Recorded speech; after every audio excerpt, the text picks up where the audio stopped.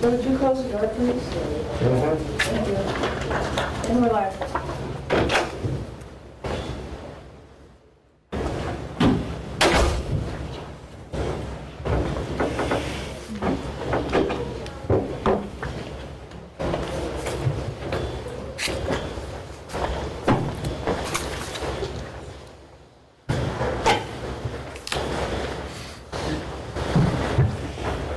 Call the meeting to order.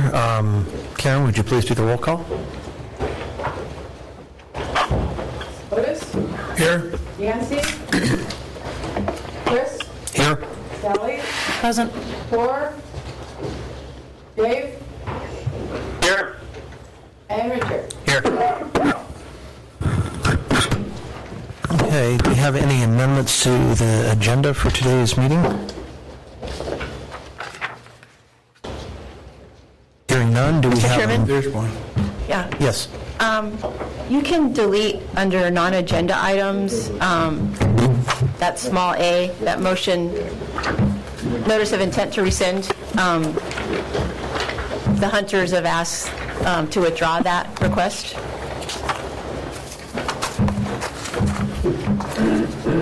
I move to delete 8, lowercase a. Second. Okay. Do you have a motion to approve as amended? So move. Second. Okay, we'll vote on both together. All in favor? Aye. Aye. Okay. Do we have any amendments to the minutes from the last meeting? Hearing none, do we have a motion to approve? So moved. Second. All in favor? Aye. Okay, moving on to public comments, not related to items appearing on today's agenda. Do we have any public comments not related to today's agenda? Hearing none, we'll move on. There's nothing on the consent calendar. We're going to move to public hearing items at this time. So we have a consideration of an application from Carl and Marilyn Holland for a special use permit to fill a portion of Neptune Street right-of-way from Surf Street to the rear yard of 605 South Nordic. Do we have any public testimony on this hearing?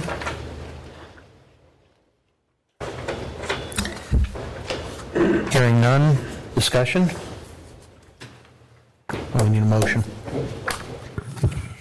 We have a motion to approve.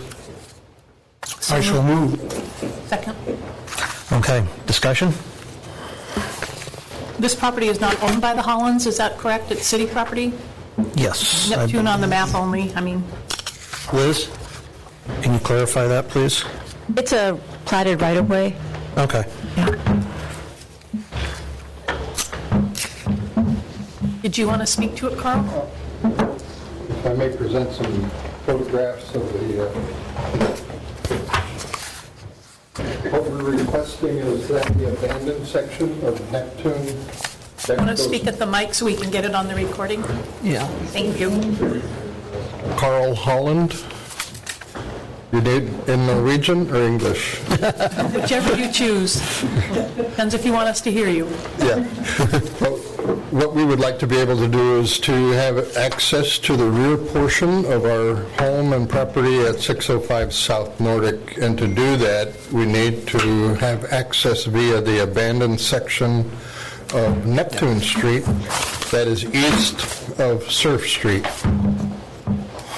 We're asking for a driveway right-of-way and then the permission to put gravel down so that we can park a vehicle back there and have a flat access into the rear of our home. Because my wife and I are both in our mid-70s, having not to climb 15 steps would be a big help. So what we're asking for is permission to put gravel down on the borough's abandoned section of Neptune Street so that we may use it as a parking area. Thank you. Thank you.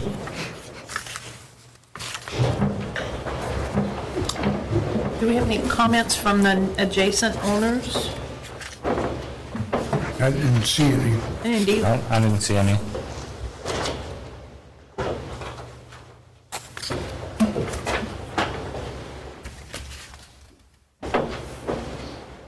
Seems pretty clear cut to me. Yep.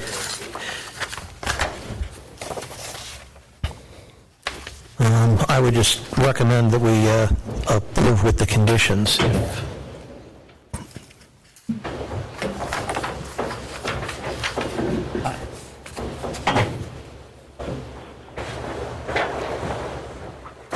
Call the question?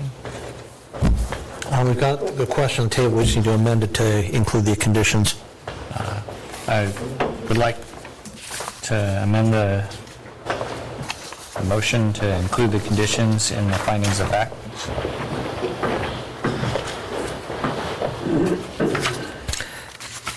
And this is a recommendation to the Borough Assembly, by the way. And I'll second that. And we're referring to the specific conditions? The conditions that are in the staff report. Okay. Page 12. Yeah.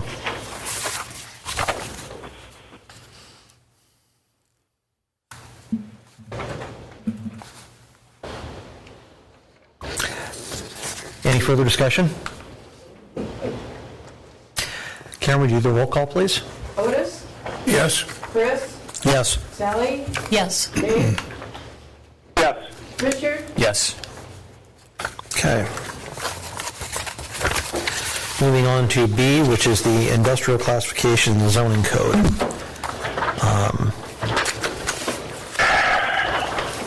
I'm sure we're going to have a fair amount of testimony on this, so let me get some paper to make notes here.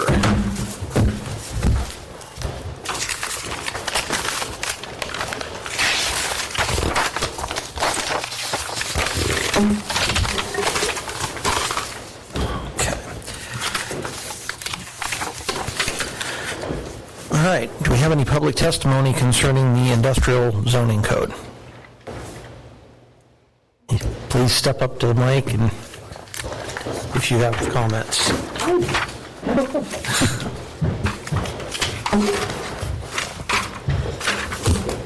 Sarah Stoner, I live at 587 Mitkoff. I'm kind of talking about the proposed changes that Liz put on page 17, the new chart that kind of explains, am I saying that right, Liz? This is the chart that you would like to see, maybe some changes to the general industrial, that they would be more closely with what's there, right? This represents what we currently have, but in a new table format. Okay. I am in support of these changes suggested for the general industry category. As far as I can tell, these changes restore nearly all of the previous uses industrial property owners had. The only use not fully restored to the general industry category is the allowance of a caretaker dwelling over 1,000 square feet. For obvious reasons, I would still like to see this restriction removed, as we are halfway done with the construction of a 1,700 square foot caretaker dwelling over our warehouse. We chose this size, for one, because it was previously allowed, but also because it provides enough space for someone with a family, an in-home office, and seasonal crew. Aside from that, if these changes on page 17 are made permanent, I would like to ask that our property be changed back to general industrial from light industrial, because it would give us more uses back. So, thank you.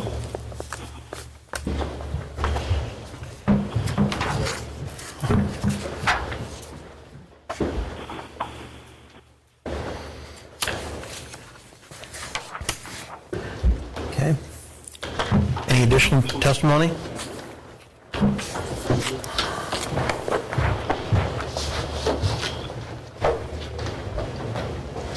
I'm Dave Penis, and I spoke to you guys a couple weeks ago. I just wanted to reiterate I'm in support of the general industrial classification with no restrictions on residential building if possible. I know there's conditional use that's attached to it, and I guess I'd kind of like to know what conditions those might be, if you guys can educate me on that.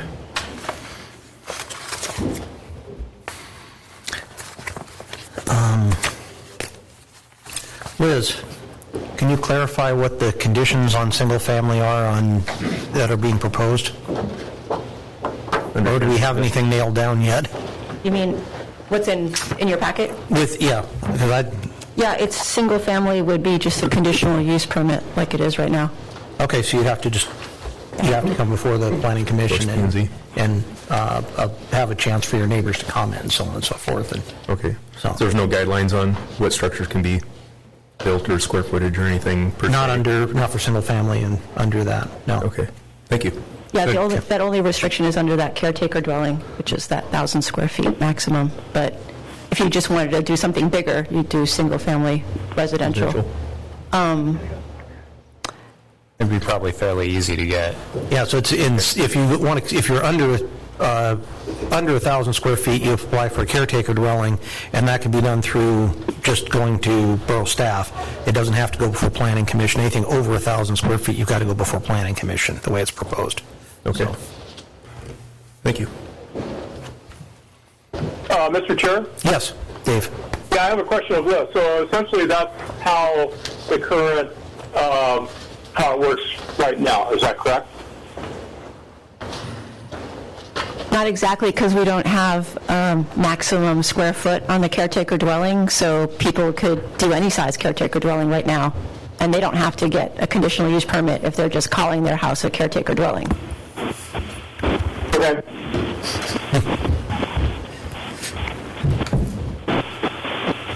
Yeah, thanks. Please come up and state your name.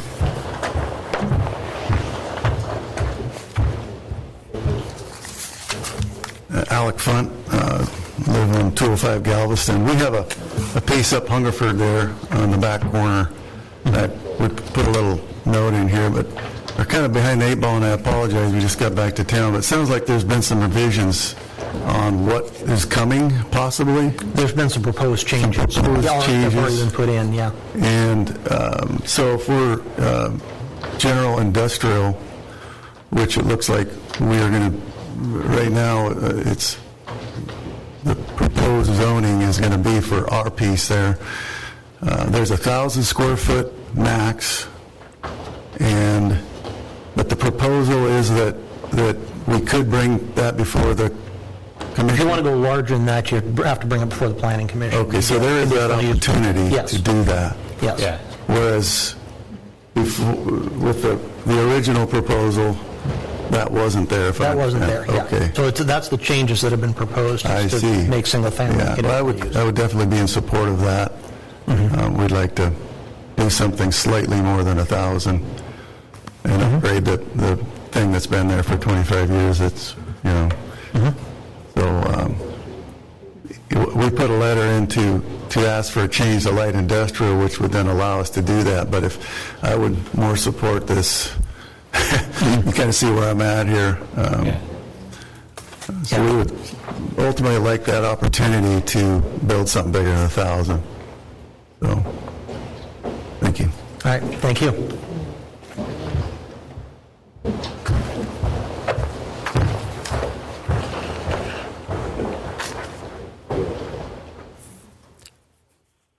Do we have any additional testimony?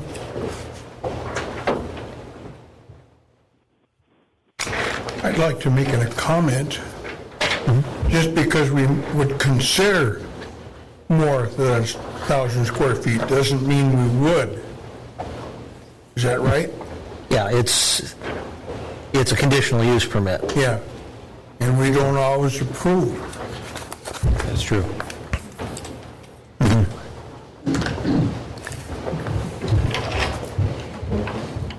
My name is Heather O'Neill, and that's kind of what I was here to say, too, is that an accessory use or a conditional use isn't necessarily always granted, but under the district industrial zoning that currently exists, I'm allowed to get special use permits, conditional use permit, for several activities that will go away. That's on the paperwork that I gave you there that I got from Liz, if it's rezoned. And I don't know why you would want to limit my activities. They're not harmful, loud, noisy, chemically or dangerous activities. You know, they consist of, you know, rooming houses, boarding houses, overnight dwellings, basically. And when you take away potential uses, you take away value. And I really don't want to see that happen, and I would just prefer to be left alone. Just be industrial district as it was described before, with all of the uses permitted, A through M, plus C1, A through D, you know, on and on, like my previous letter stated. And it's true that an accessory permit may be denied me for some activities, and I don't want to lose my conditional use permit possibilities that go away under the spreadsheet that Liz very kindly did for me so I could see the differences, what it is now, what it would be. Thank you very much. And what zoning are you referring to on? I'm zoned industrial. All of my tax assessments and my, you know, when I go on the rural map, I'm zoned industrial. But what zoning are you proposed under the new map? I just want to make it very Under clear. the new map, I don't really like the definitions that exist right now under the new map. Yep. I understand that it is a process, and so that's why I'm saying, Well, I'm just if you trying to- have to rezone things, these things I don't want to lose, and that, I think, I spoke Yeah. to those in the what I handed out to you, or what Okay. Liz handed out for me. And so, I know it's a work in progress, and if you take a look at me and where I'm at, and see that I don't want to lose any potential that exists today because you've rezoned that away from me, and thereby taking value from my property. Thank you very much.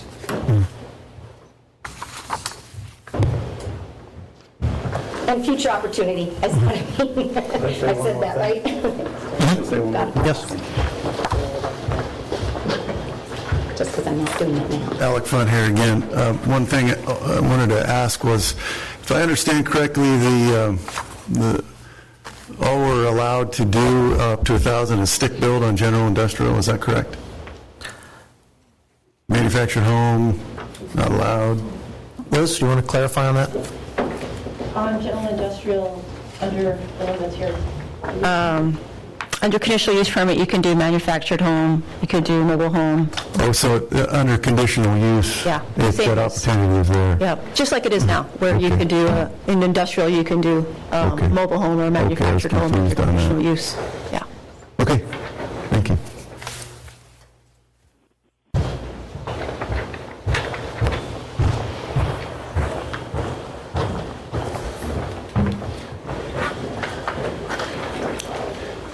Any further testimony?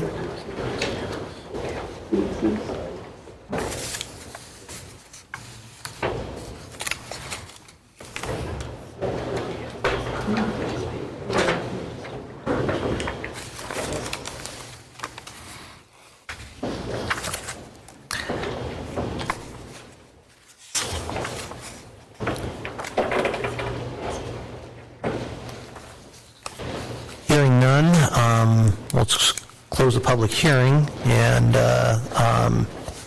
have discussion on the proposed changes. Mr. Chair? Yeah. 7C. 7C. What have you got? Well, is that I on didn't see front of- anything in the packet, but I think that's a different item under the, we're doing the industrial classifications now, so let's get done with that, and then we'll come down to 7C. Apologize. Which is the manufactured home. I would suggest that we have a motion to have borough staff create a list of all of the proposed changes to the code at this point, so that we can get that published out there to people so that they can see it and have a chance to comment before we make a final vote to recommend to the Borough Assembly. What are your thoughts? sounds like a good idea. I think so, too. I'd like to vote on changes next meeting. Well, that's what I was thinking. If we have a list of changes, then at the next meeting, we can go through and vote on those changes one at a time And then probably the following meeting, we vote on the whole thing as a package, recommending the changes that we've made up to the Borough Assembly at that point. So we'd have 2 more meetings for people to comment before it goes up to the Borough Assembly. What are you guys' thoughts? I think it's a good idea. Okay. Yeah, I agree with you. Me too. There's been so many comments that have been made, it's hard to keep track of them. Yeah, I think that way, too, people can have a chance to see what the comments are, and they can come in and say, okay, these are what all the proposed changes are, and they can come and testify at the next meeting as a public hearing again. Yes, I'm in support of this change. No, I'm not in support of this change. So that way we can say, okay, kind of gauge what the community's feelings are at that point. And also people have a chance to send in letters or anything else if they can't make it to the meeting. So, do we have a Is that for all changes or just industrial? We're just dealing with industrial right now, so do we have a motion to that effect? Does somebody want to make a motion? So moved. I'll second. Okay. Karen, you want to do a roll call? Otis? Yes. Kelly? Yes. Richard? Yes. Chris? Yes. Dave? Yes. Okay, so we should have a list of all the proposed changes on the industrial code at our next meeting, and then people can comment on that before we vote on the changes individually. And then we'll probably have another meeting for people to comment after we've made the changes. We've also got other parts we're going to have to incorporate into this, and any of the other changes to the code before we recommend it up to the Borough Assembly. So, Can I make a comment? yes, Sally. I would just like to thank everybody for coming in and sharing their ideas with us. Sometimes we just see black and white, and thank you for bringing in the gray. All right.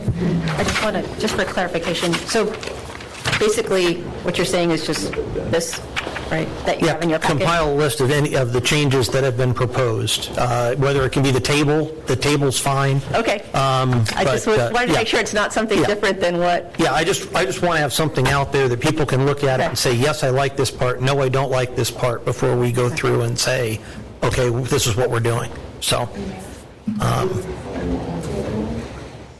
and that's... Will you be mailing it to every property owner that has industrial? Liz, how are we going to get this out to the community? Yeah, not everybody reads the newspaper, not everybody listens to the radio. Yeah. We don't have smoke signals. Yeah. Not everyone's in the borough, on the borough website. We can. I don't know that, if we send it out, usually we would send something out already if we were going to do it for the next meeting. Yeah. We would have it going. That's up to you guys. If you want it sent out to every industrial property owner, we can do that. You think so? Sounds good to me. Yeah. Yeah. Fair. And, if it's too late to get it out for the next meeting, we don't have to vote on this at the next meeting. We can push it out even another meeting if that's what's necessary. So, Okay. we'll take staff's ideas on when the best time is to go through it. So, I have a question. Could it also be published in the newspaper and talked about on the radio so that we can all know what it is as well? yeah, Liz? Well, we notice every meeting, but I probably wouldn't publish like the whole kit and caboodle if we're going to send it out to everybody. But we can put in a notice that we're looking at making these changes, and we can put it in the people's utility bill, just a note in that too. Okay. And we can put a PSA out on the radio. She meant people that weren't industrial. Other community members that aren't necessarily... Oh, I see. industrial. Okay. I'm sorry, I didn't understand your question. Maybe everyone got the maps before. We could potentially put a copy at the library. Not that, but I know it's changed. Put a copy at the library so that people can look at it there. What do you guys want to do? Because I'm getting two different... Yeah. Yeah. Let me know. Well, you're you're saying you could put a notification out with utility bills? Yeah, but that's just going to guide people to look somewhere else. It's not going to be... Right. It's not going to be the full copy of it. No, absolutely not. It's going to be like one line saying, look on the borough website for information about this. That's all it's going to be, Yeah, it's standard. And copies can be available at the front desk out here if people want to come in and get it rather than go on the website. Right. So we'll have hard copies. Yeah. We'll have... And we can put notices in the paper and on the radio that copies of this information are available, as opposed to... Yeah, I think rather than send out to every single tons of information, I think if we do that, we have notification in the paper and on the radio and borough website and such, as well as mailing to the industrial property owners, because primarily what the changes are is industrial.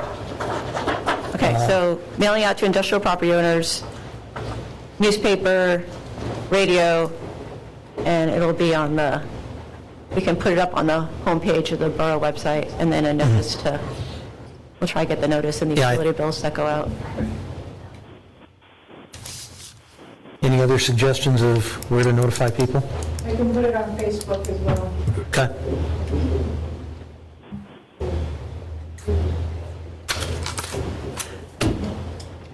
All right.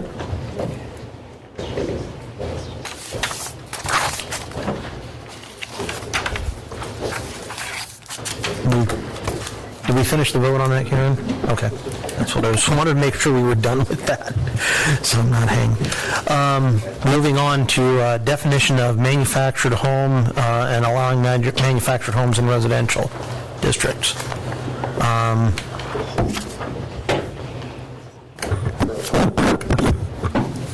Do we have any information from staff on this, or Liz? So we couldn't find anything about losing HUD certification specifically.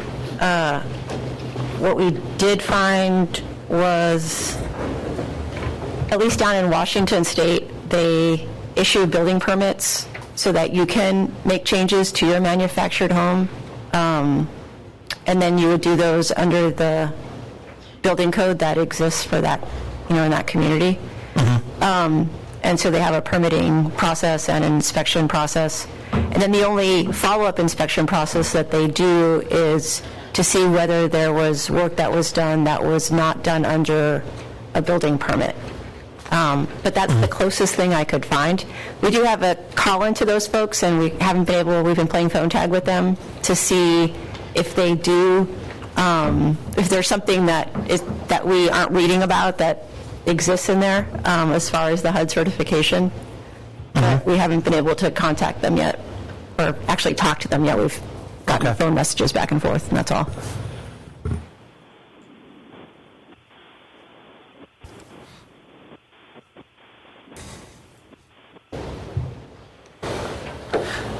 Oh, and I did talk to an assessor, and I'm not going to try and explain assessing because I can't. But he did say he had different valuations, and they looked at each property separately. So they had a valuation that they used for stick-built, they have a valuation that they used for modular, and they have a valuation that they used for manufactured. And so that's how they would assess each property. And they don't necessarily look at the adjoining properties to do that assessment. They just look at each place individually. They said that with manufactured homes, generally they don't appreciate in value. They can hold their value depending on whether someone's doing a good job of maintaining, but they generally would not appreciate in value. Okay.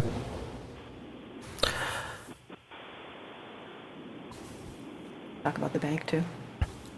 Oh, and one more. I called the bank, talked to the bank as well.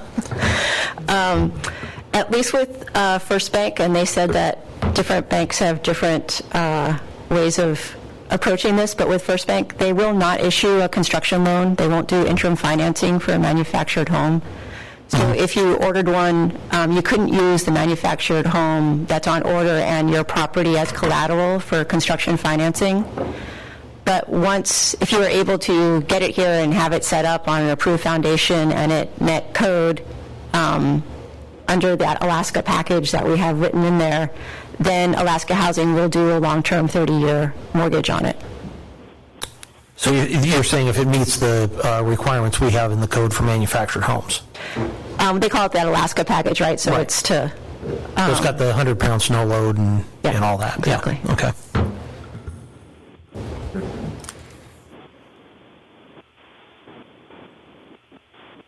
Any further comments?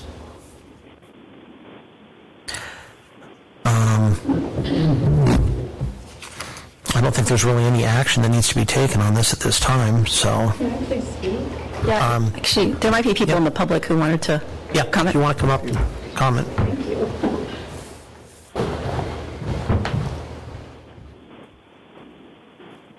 I'm back.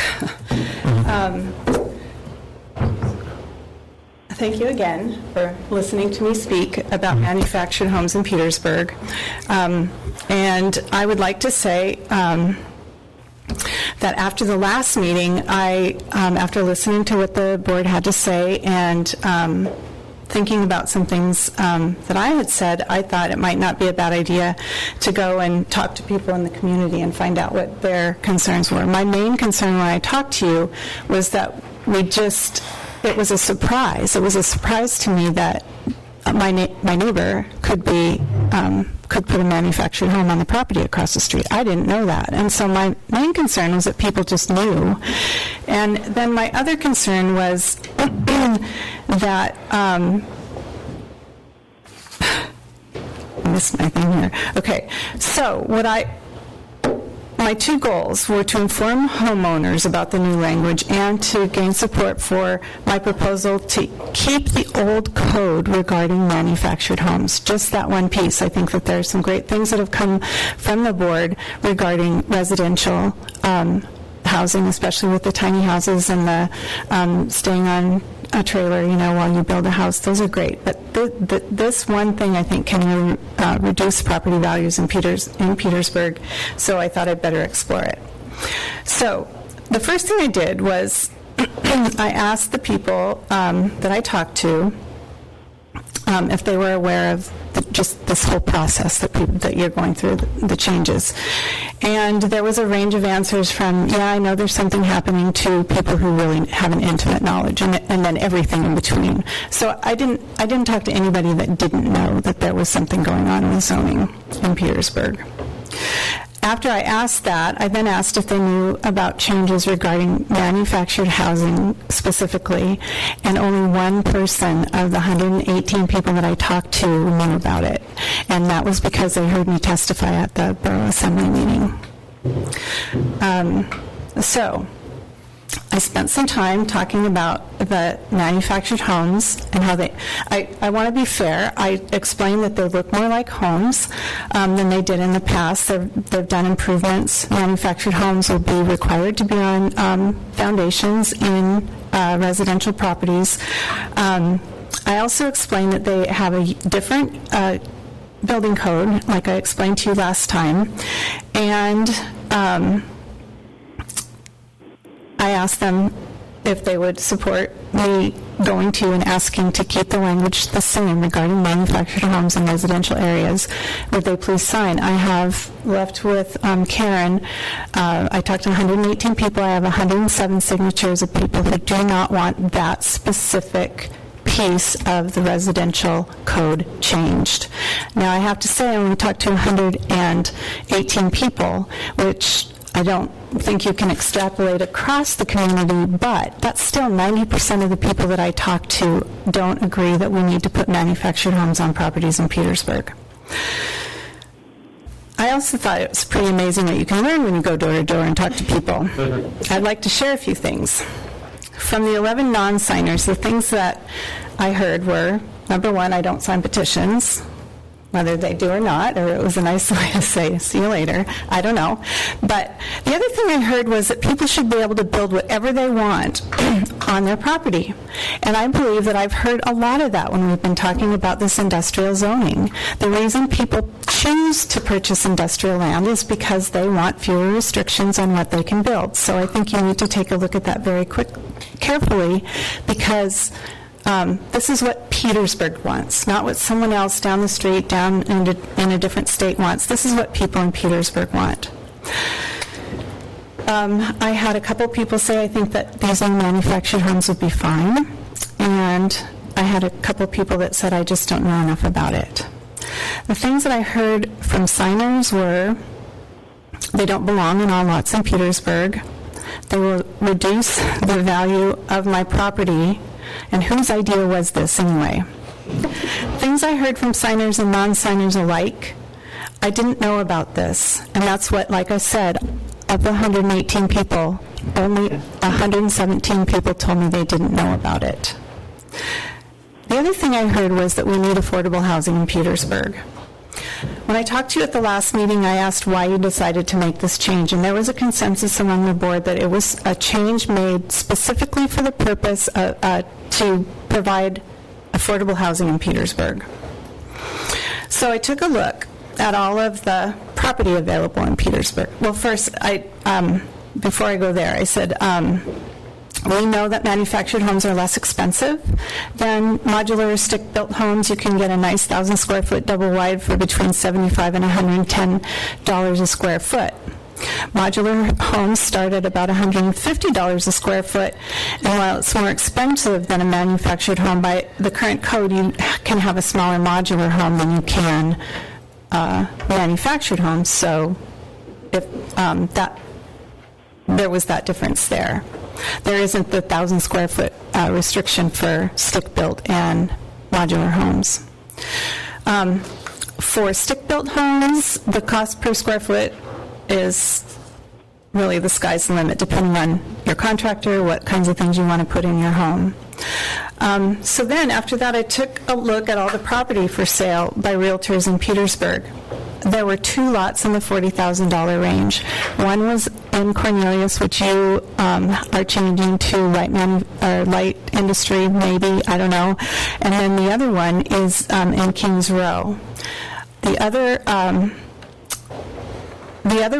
15 lots in Bayview between $85,000 and $95,000. There are 5 lots on Sandy Beach Road between $150,000 and $200,000. And these 2 places are really out of the range of people who need affordable housing. So I talked to contractors in town to get an average of the cost of prepping a lot, getting water and sewer to the lot, and building a foundation, and then found that a person could get a home on a $40,000 lot for about $175,000 to $225,000, depending on the lot prep. However, First Bank, as Liz said, Alps, and Wells Fargo do not currently provide interim construction financing for any manufactured housing. That means the property, foundation, property prep, the home, you have to come up with that $175,000 somewhere before you can to put a home. People who need affordable housing can't do that. So if you had $175,000 to $225,000 laying around, you could go buy a piece of property, get it up, prepped, and put a home on it, and then you wouldn't need to have financing, I suppose. Can you wrap it up? Okay, I have a couple more things to say. As Liz said, Alaska Housing has good financing, but the house has to be move-in ready. It has to be on the lot and ready to go before they give you the loan. I'm asking you to please, please keep the old language in the residential code regarding manufactured homes. And I also believe that you truly, from all the people I talked to, affordable housing is an issue. According to the person who does loans down at the bank, 65% of the people in this community cannot afford to buy a home without help. from family or other people. That's huge. So I think that it would behoove you to put together a committee, because so many people were concerned about this at the beginning of your discussions, to put together a committee to actually look at affordable housing and how we can provide that for people in Petersburg. I want to say, too, in closing, that I believe that due to the governor's proposed cuts and changes in fisheries, in 4 years, Petersburg is going to look very different than it does today. I don't know if you know this, but there were no herring fish taken in Sitka this year, which means fewer dollars circulating in town from herring fishermen, no raw fish tax, and fewer people employed for the fishery. In addition, of the 40 boats ready to fish, 4 were from Petersburg. 4 people would have sold in Petersburg at Icicle. Icicle is the only company in Petersburg that buys herring. Petersburg looks very different today than it did 20 years ago when I was teaching in the Petersburg School District. There were 720 kids in the schools. Now there are 457. Petersburg is older. The young working people will be deeply affected by the changes in state funding, and fishermen can live anywhere. Any changes to the code must take these economic changes into account. And do you have any questions?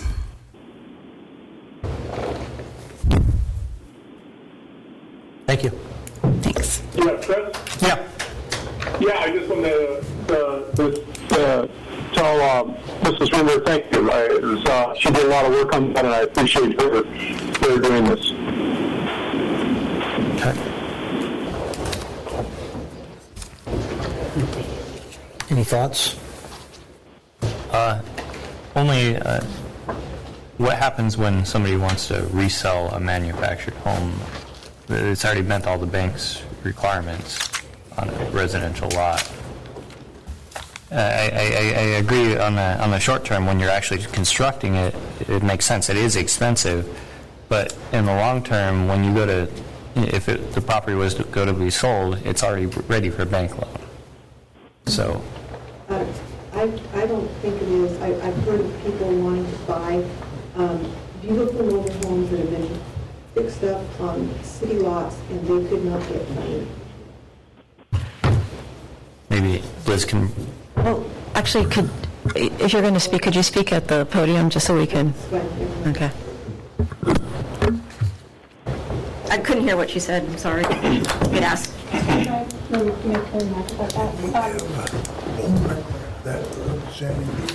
We don't have any evidence here because there's only one home that's been put on residential property, and it's brand new. But what we do know about manufactured homes is that they generally depreciate in value. So whether or not the home will be worth what a person put into it has to do with the land value.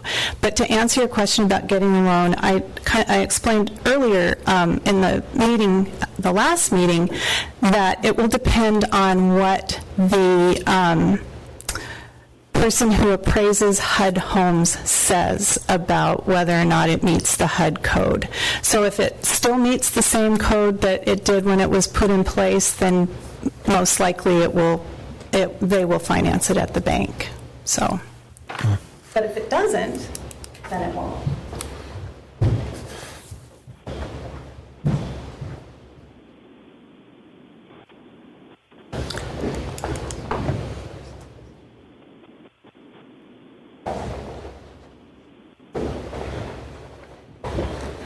Please come up and. Can I say something? Yeah, please come to the microphone if you wish to speak.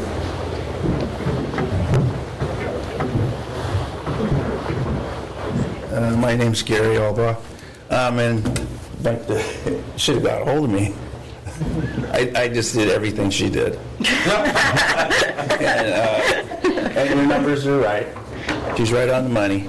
I can back her up on all that. One thing I did, I went a little bit further, and I called 7 different dealers in the Seattle area and tried to purchase a mobile home or a manufactured home. None of them will ship them to Alaska. They all said no. part of it is one company wouldn't do it anymore because they put some on a barge sunk, and they don't want to ever try that again. And the other ones don't want to try to meet the codes. They don't want to meet our snow loads. If I even mentioned, will you take this to AML for me? No. And I called in 2 different spots in Oregon, 5 in Washington, 2 in Idaho, and they all told me the same thing. So why are we going to say it's okay to do this and then nobody's going to be able to do this without jumping through a whole bunch of hoops and getting all the money up front? And First Bank will give you the money if you have something else for collateral, you know, your fishing boat or whatever you happen to have, but they're not going to do a loan.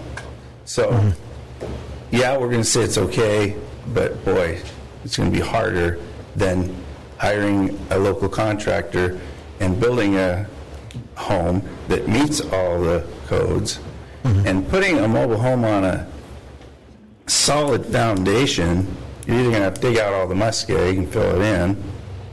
And I've never seen one put on pilings that actually go to hard pan. That would be pretty difficult backing it out onto the piling. So there's a huge cost in just prepping the foundation. So I just say look at this a little more, and I'm all for affordable housing, but I don't think you can get really affordable housing without it being bulk. I don't think you can go buy your own residential lot, which is going to be $40,000 to $60,000, and then try to jump through all these hoops and get it on there. It's still going to be only $10,000 cheaper than building a house. So that's not affordable to the people that are looking for affordable. I think you got to do a bulk, and I think you're going to have to get some borough land or something and then build apartments. I just don't see, I don't know, just too many hoops as far as I can see. So I agree with getting a committee formed, looking at it as an affordable option, not as just an option. Let's say, okay, anybody can do it. It's going to be the same thing. The folks that have all the money are going to put one next to their house and rent it out, something like that. But if you don't have the money and you're trying to, I lived in a 20-foot trailer house for 3 years with a wife and a baby. It was horrible. But I don't want to take that away from people trying to get started. You know, you got to get started in life somehow. But this isn't really going to make it affordable. I was just lucky people just let me put it on their property for a while and I have to move it somewhere else, so they wouldn't catch you, because it's against law. You can't just pull a trailer somewhere and live in it. So anyway, just take another look at it. That's all I ask. Thank you. Thank you, George. Excuse my tardiness. I set an alarm and it didn't go off. And that works, just working away.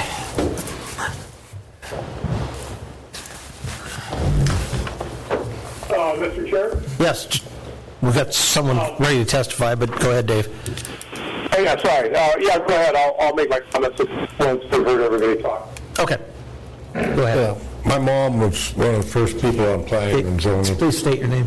Oh, Lyle Bennett. Okay, thank you. And she insisted on there be trailers, would be in trailer parks. And nowhere else. The modular homes and stuff like that, to me, that's a lot different than trailers. But you start putting trailers all over, it's not going to look good. I've taken numerous people from Sitka, Ketchikan, Juneau, around the Loop and places all around town here. One of the first questions they asked me says, well, where's all the trailers? I says, they're in a trailer park. Because they're not allowed to put them up wherever they want to. And their first comment is, boy, I wish we'd have done it. Says I can have a $300,000 house and a $2,500 trailer in the lot next door to me. It doesn't look good. It never will. So that's kind of my statement. Thank you. Thank you. Dave. Yes, I think the suggestion on affordable housing is a good one, but I think that's beyond what our mandate is on planning and zoning. I would like to make a suggestion that we can make a request or suggestion to the Borough Assembly that maybe they look at that. I don't know what anybody else on the board thinks about that, but I'd be willing to make a motion to that effect, that we have the Borough Assembly look at the alternatives for affordable housing in town and designate or select a committee to do that. I'll second that, Dave. Okay.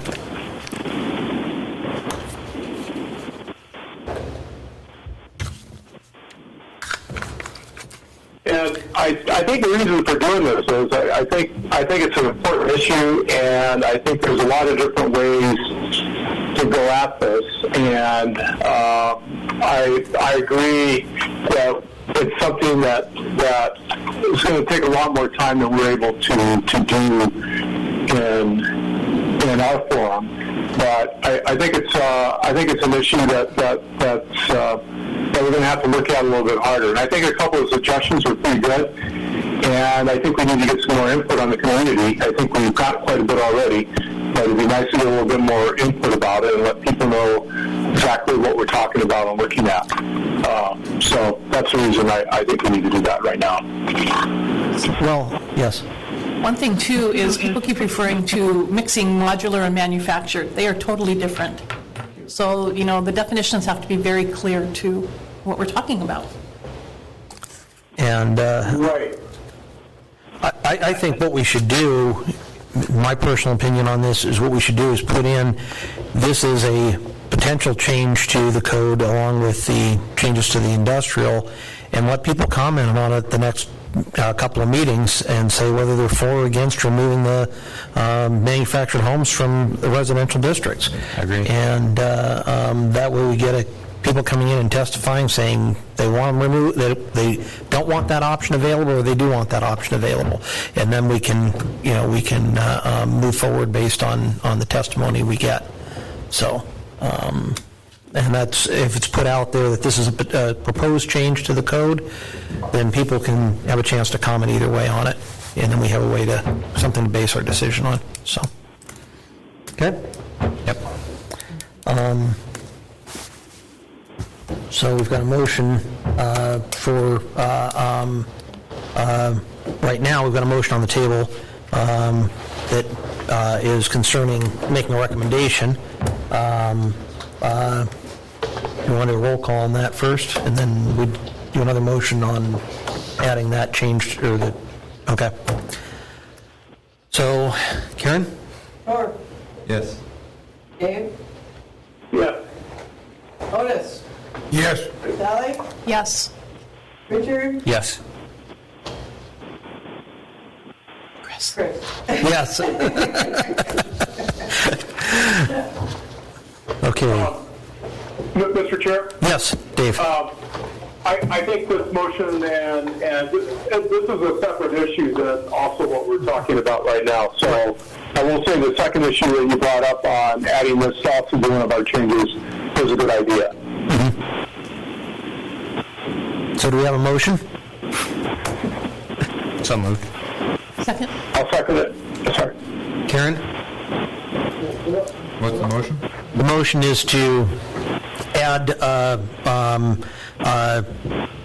this to the list of changes to remove manufactured homes from residential districts. We're making that recommendation. So we're making a motion to add that to the list of proposed changes that goes out with the industrial zoning. You mean to everything but high density, right? Or yeah, everything but high density. Right. So, just one comment, I guess. So if we're taking the next couple of meetings to get public feedback. Right, what we're doing right now is we're making a motion that will be sent out as part of one of the proposed changes. We're not making a motion to do it at this time, it's just listing it as a proposed change. So that way people in the community have a chance to give a couple meetings of feedback. Karen? This actually changes the mailing that you requested for the last one, because that's just to industrial property Right. owners. So is this going to incorporate all property owners in the service area one again? Thoughts? Or we just publish it as out on the borough website and stuff? What are your thoughts? I don't think it's relevant enough to the industrial to send it out with that, but definitely publish it on the borough website. And all, Liz? Well, I was going to suggest that maybe the action is to take it back to what it was, and then if you're going to have a committee, then that committee's going to probably make recommendations if it ends up being formed, and then, based on whatever those recommendations are, you can consider adding something in new. You know what I mean?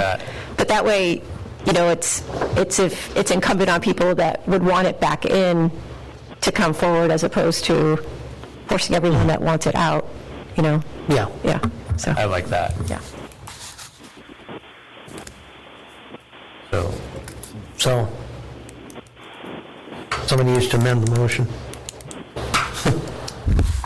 I'll amend the motion to remove, so we're going to remove manufactured housing from the new code as an allowed use in everything but high-density residential. And? Liz, is that clear enough? Yeah, I'm just going to bring this back to you as a proposed amendment for your next meeting, right? Okay, So, yeah. So you don't really have to struggle through this because you're not actually taking an action per se. Yeah, we're not taking an action, we're just... Yeah, so I'll do that, and the only other question I have is, as far as timing, it's nice to be able to tell people when you're planning on voting so that if they want to be here, they know to be sure, either send in a letter or if you're planning on... Do we have enough time to get the letters out? I think if we're just doing industrial, we can do it. Okay. Don't you think, Karen? Yeah, I think we can do it. Yes, no, if it's... I should be able to do it, yeah. Yeah, if it's just industrial, we can do it. Yeah. If it's going to take longer, it's not a problem to push it out further, Well, but... I have the deadline, we're within that, for the next meeting, easily. I'll go over with my supervisor the logistics of it, but we'll make it happen. I will. Yeah. Okay. If we can keep it to industrial, then it's doable. If we're talking to everybody, then it's more of a thing. Yeah. Just out of curiosity, how much does a full mailing cost for the city if we were, like, ballpark figure? We had, the last time I mailed them out,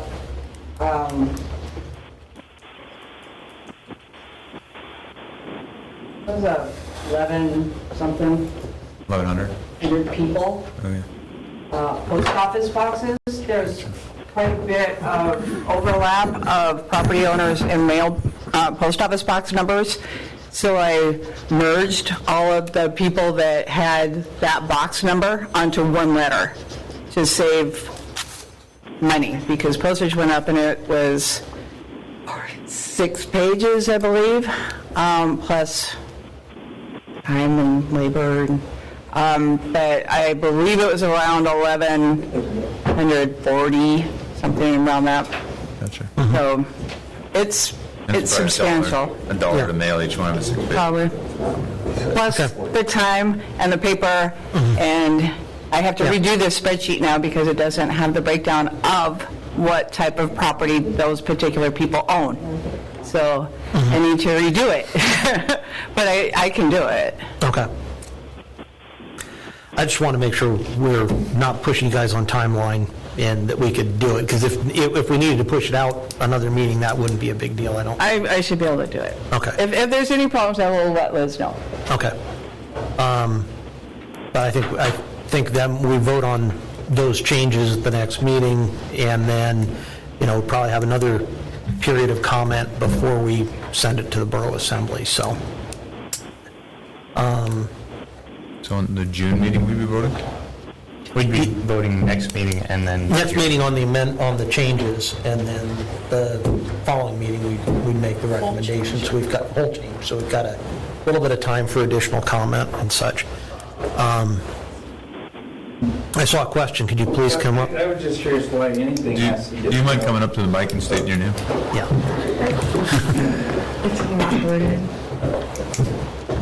I'll be short. Yeah. It's Gary Alba again. I was just wondering why anything had to be mailed. Like, again, put all your announcements out on website, radio, all the other, put on boards and say, hard copy is at the borough office, come get it. You can review it. And if they're not going to put at least that much effort into it, then they probably don't really care. We've had a lot of complaints about people that don't buy the paper, don't listen to the radio, don't have internet, and the way to contact them is through the mail. A lot of them don't get their mail either. The majority do. It just seems like a lot of money for it. It is. Yeah. But if that's what the public wants, that's what we're here for. All right. So. Pool will be closed for 2 hours for this mail.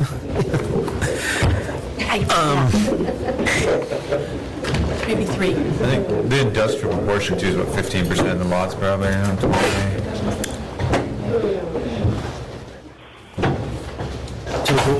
Where are we, Karen? Are we in the middle of a roll call, or? We're not even going to, we're dropping those motions. We're just dropping those motions, Liz? Yeah, I mean, I think Okay. you made the motion to recommend for the Affordable Housing Committee, and we can forward that to the Assembly, and I think you gave me direction that to put together an amendment, and I'll have that for the next meeting. Okay. Right? Yeah. Excellent. Okay.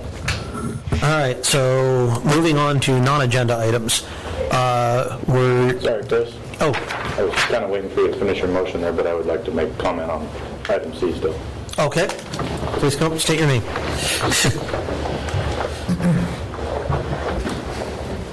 My name is Casey Flint, and I wanted to comment on the mobile home item.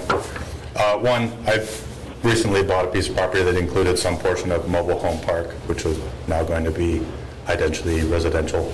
To me, that had value in future revenue generation. And to see this idea of mobile homes going on any lot in town really devalued that possibility of generating revenue when they'll just go anywhere. And the second part of that is also owning lots that are single-family residential. I feel that putting mobile homes on those also devalues those properties. So as the borough's looking for revenue, I feel like kind of lowering the bar for all property doesn't accomplish the goal of filling the coffers. So those are my two comments related to that. I think if we can keep the mobile home parks more concentrated, they present opportunities for somebody to generate some income, and they also provide an area where you can have concentrated housing and more affordable housing. So I think if it gets spread out, it becomes more difficult. Like Gary said, it's expensive to do it one at a time. If you can do it in bulk, it might make more sense and provide more affordable housing. That's all I have. Thank you. Thanks.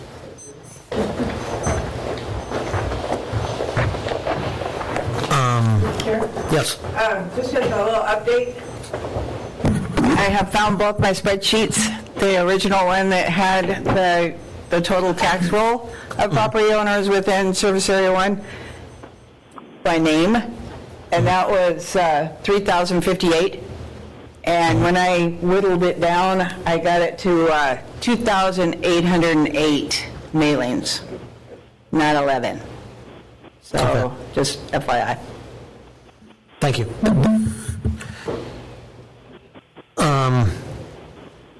Do we have any commissioner comments? Hearing none. Staff comments. Liz? Yeah, you guys asked about clarifying on the non-conforming uses. It may become a moot point, but in case it doesn't become a moot point, I did talk to the borough attorney about adding in language to clarify that non-conforming use, and she did make a suggestion that just add another section that she thought was clearer, and I can provide that to you at the next meeting as a potential amendment, if you so choose. And then also, one of the things that the new code has is a section on interpretations, which lets anyone come and ask staff to interpret a part of the code, and then we put that in writing, and that helps us remain consistent when we make different decisions. And so since a couple people had asked about rebuilding residential dwellings as non-conforming uses, so you'll see on the pages 26 and 27 of your packet, there's a memo there, and that was reviewed by the attorney. That explains how that non-conforming use works and how it allows you to rebuild existing dwellings even if they are non-conforming. Okay. Excuse me. I seem to have gotten skipped. Can you please come up to the... Yeah. It's got a broken leg. Yeah. Can you bring the microphone? Yeah. Thank you. Hang tight. Hang tight, Lars. Lars, hang tight. I pretty much be up there. Mars. That's okay. I would like to be up there. Oh, okay. Don't throw away this argument. Doesn't have to be, no.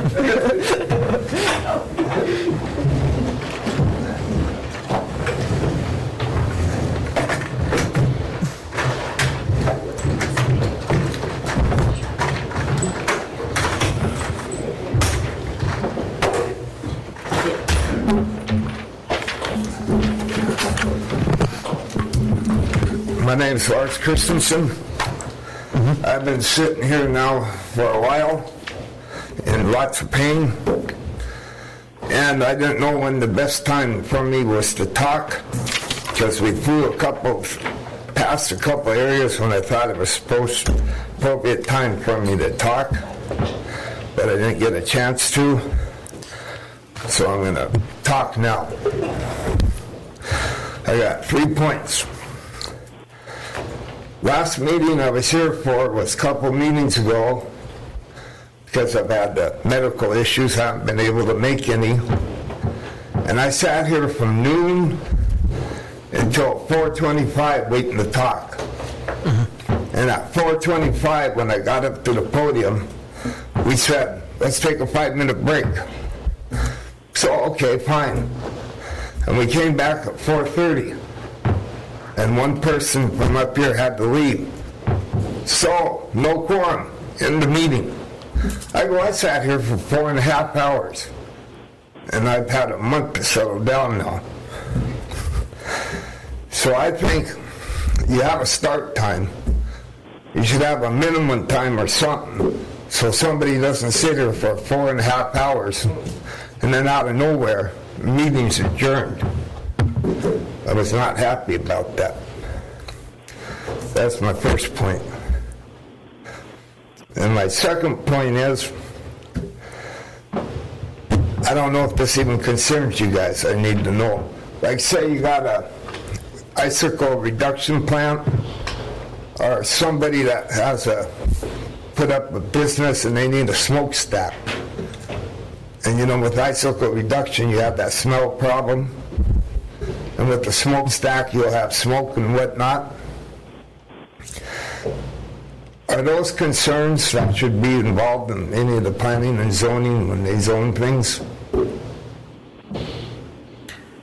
Well, it's part of being on industrial property. You'd have to be on industrial property for anything that would be more majorly impacting like that. But the wind's going to control where the smell and the... Yeah. The reason I was wondering, I got a burn barrel.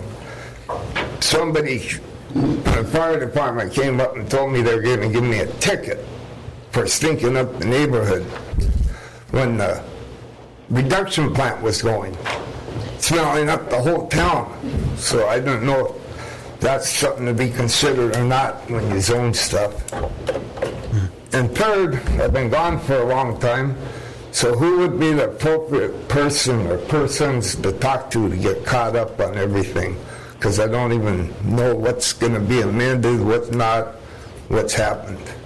Probably the best person to talk to be sit down with Liz. Liz. Okay. Thank you. Thank you. Mr. Chair? Yes. Can I say something? Yes. Mr. Christensen, I don't know if you remember, you were probably in grade school, I was just out of high school, but when the reduction plant was sold to our community, the idea of one, it was as an odorless, completely odorless. And everybody was just thrilled to get it. And as we all know, it is not.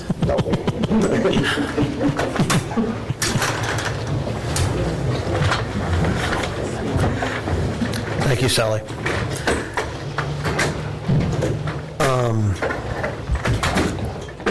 Do you have any other comments, staff or commissioners? Our next regularly scheduled meeting is May 14th, and that'll be here at noon. Nothing else? Mr. Sherman? Yeah. I'm sorry, I didn't get an answer from you as far as, do you want me to put that additional language for non-conforming before you? Yeah, okay. Yes, please. Okay. And actually, I had one other thing, too. One of the comments that we got in here from somebody noted that on home occupations, they felt like if you didn't meet the home occupation standards, then you automatically could not get a home occupation permit. And I think the intent from the commission, if I remember, was that, you would provide a variance or something like that if someone couldn't meet that standard. I think we talked about that a couple of times. What I realized is that we never put into the code, so someone that was reading it would know that. So we all talked about it, but we actually didn't put in there a way for someone to get a home occupation if they couldn't meet one or more of the standards. And so I'd like to propose that I include that as well, because clearly we all talked about it, Yes. but we didn't put it in there. So I'm afraid that someone would be reading it and then conclude erroneously that they couldn't get that because it didn't meet the standard, even though that wasn't what we intended. So I just wanted to fix that little Thoughts from mistake in there too, and commissioners? I'll add that into the. Yes, Yeah, please. Okay. That's a good idea. Yeah. Yeah, because that was, I know we all talked about it, but. Yeah. Yeah, okay. Okay, anything else? All right, do we have a motion to adjourn? I move we adjourn. A second? All in favor? Aye. Aye. Thanks, Dave. Thank you, Dave.